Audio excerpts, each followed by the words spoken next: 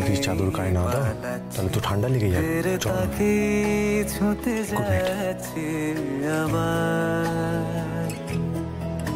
অভিমান পিছু না তাকে পিছু ফেরা, তার কানে না যায় পিছুডা, আমার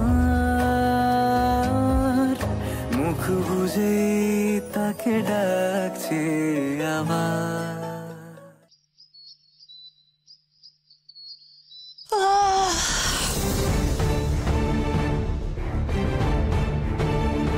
ও বাবা, কিরে আবার উনুন চাপিয়েছিস রে বড়? এখনো চাপাতে ফুরোয়নি না? তুই যদি আমার কাছে সামান্য চা চাস আমি তোকে দিতেই পারি, নিবি নীলা? জানিস তো সকালবেলা একটু চাটা হলে না জমে না, আর বাবা মা তো চা ছাড়া। লাগবে না বড় বৌদি, আমাদের ব্যবস্থা আমরাই করে নেব। ও বাবা, কেন রে? চাকরি বাকরি পেয়েছিস তুই? ওকে বাবা গো, দীপুর কপালে চাকরি জুটলো না, তুই তো চাকরি। ওমা, মানে সকাল সকাল তোর দৌলতে এত মন খুলে হাসলাম না, ভালো লাগছে আমার, কিন্তু হেভি লাগছে। কর কর কর, চা কর, চা কর।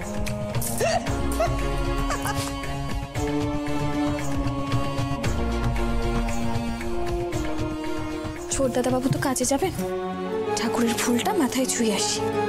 দাঁড়ান, আপনি কাজ খুঁজতে যাচ্ছেন তো, মাথায় ঠাকুরের ফুলটা ছুঁয়ে দিই।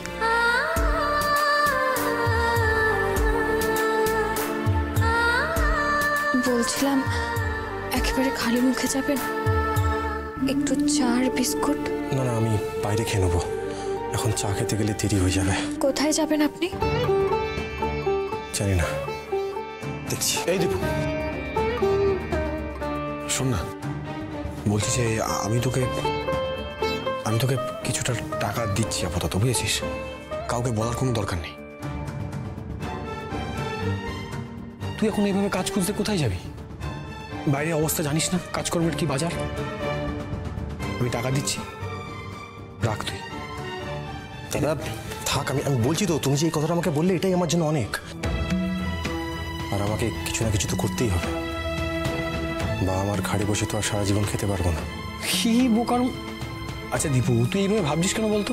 ভাবতে তো হতোই, তুমি আর বড় তো অনেকদিন আগেই ভেবেছ, আর আজকে আমি বাধ্য হয়ে ভাবছি।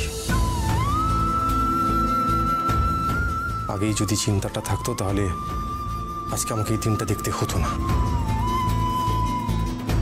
কিন্তু যাকে, বা আমার দায়িত্ব এখন আমার, সুতরাং আমাকে আমার দায়িত্বটা পালন করতে দাও।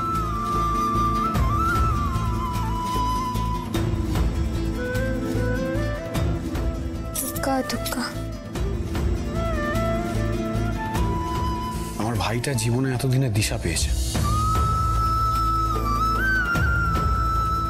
চারিদিকে এত খারাপের মধ্যে এইটুকুই যে ভালো। আমি জানি নীলা, এই সব কিছুর জন্য তোমার অবদান কতটা। নীলা, দীপু বুঝি বেরোলো? না, আসলে একটু আগে আমার ঘরের সামনে দিয়ে অনেক ফাইল ঠাইল নিয়ে পাস করলো। কি মানে, দীপু কি চাকরি খুঁজছে কেন নাকি নীলা? হ্যাঁ, আমাদের দীপু না, আসলে আমার না ভীষণই খারাপ লাগে। সেটা তো কোনো যোগ্যতা নেই না, পড়াশোনা ঠিক করে করেনি, কাজকর্ম সেরকম কিচ্ছু জানে না, এখন ওই দৌড়ে দৌড়ে ঘোরা ছাড়া ওর কাছে আর কোনো উপায় নেই, চাকরি তো আর জুটবেই না। না, তাও যদি একটা ভালো মেয়ে কেউ বিয়ে করতো, তাই না বল মেজো?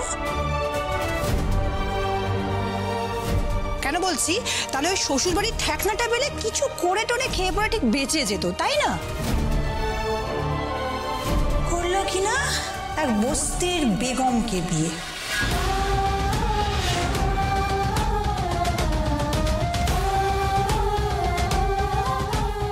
সরি হাসি পেয়ে যাচ্ছে।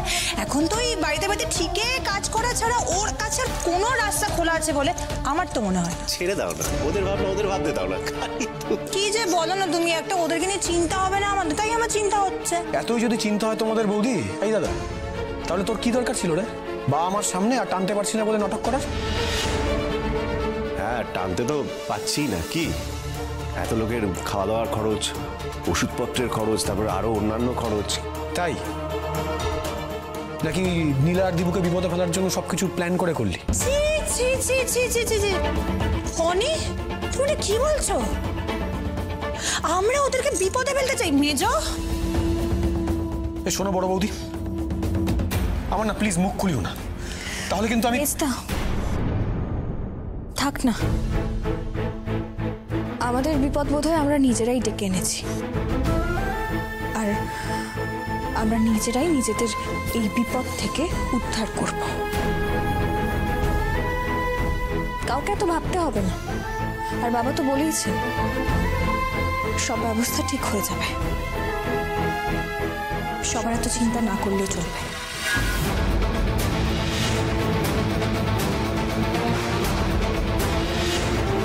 করাচ্ছি, ব্যবস্থা আমি করাচ্ছি।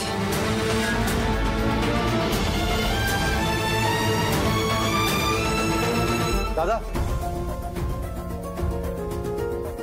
তুমি তুমি আবার এখানে কেন? হ্যাঁ, একটা দায়িত্ব জ্ঞানহীন কাজ নিয়ে ব্যাপারটা।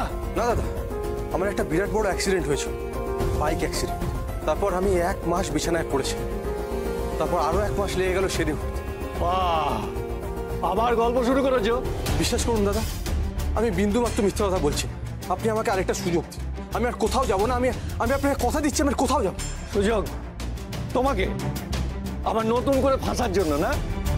শোনো, তোমার এসব ধান্দাবাজি না, অন্য কোথাও গিয়ে ট্রাই করো। তুমি যাও যাও যাও, ওখান থেকে যাও, আমাকে বিরক্ত করো। যাও দাদা দাদা, আমাকে একটা সুযোগ দিন দাদা। আরে বলছি তো হবে না, তুমি যাও যাও, ছাড়ো ওখান থেকে, যাও।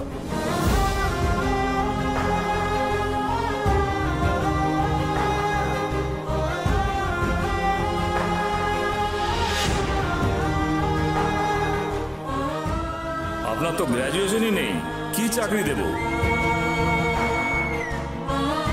রিক্সা বা অটো ফটো চালান, এই সিভি নিয়ে চাকরি আসালেন মশাই।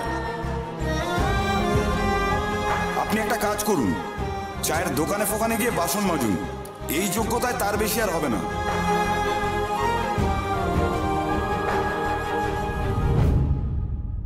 নমস্কার। আমি তোমাকে ফোন করেছি। দেখে তো ভালো করে ছেলে মনে হচ্ছে। এই মোট বগার কাজ করতে পারবি তুই? মানে তুমি? হ্যাঁ দাদা, পারবো, সব পারবো। আপনি যা বলবেন সব করবো দাদা। কাজটা আমার লাগবে, আমি হাত জোর করছি।